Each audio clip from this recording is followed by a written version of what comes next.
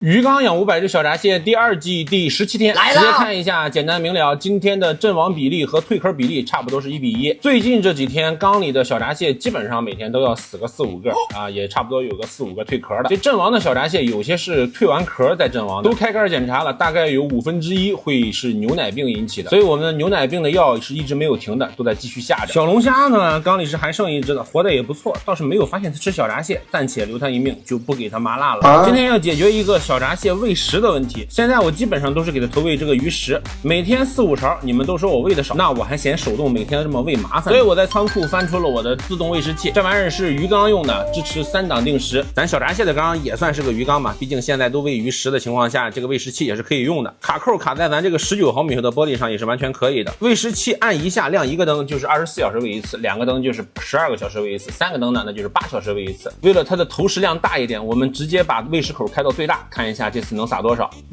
好像是有点不对呀，你这怎么跟半瓶的鱼食喂上？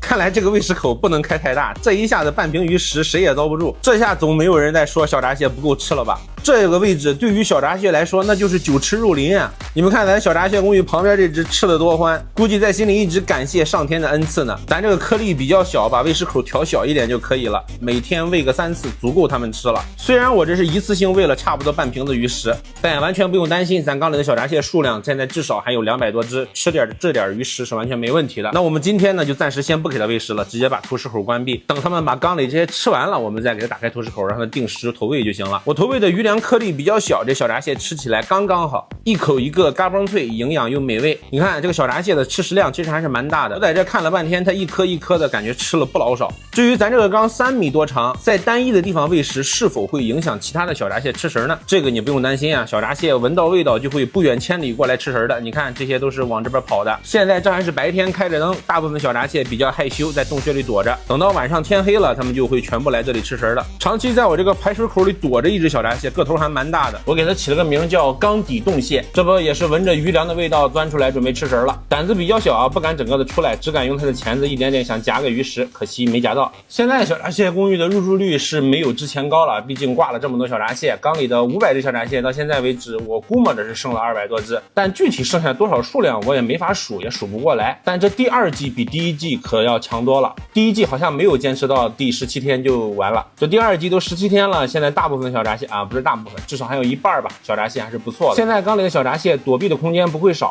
喂食量也足够。牛奶病呢，反正是控制住了，总比以前不用药的时候满缸团灭强得多。虽然每天还能捡出来1、2只有牛奶病挂了的，但我觉得完全不影响。这段延时视频呢，你们可以看到缸里的小鳖也是活着的，都过来吃鱼粮了，吃饱就跑了。还有不知道我喂的鱼食是不是发色鱼食的原因，这小闸蟹都发黄了。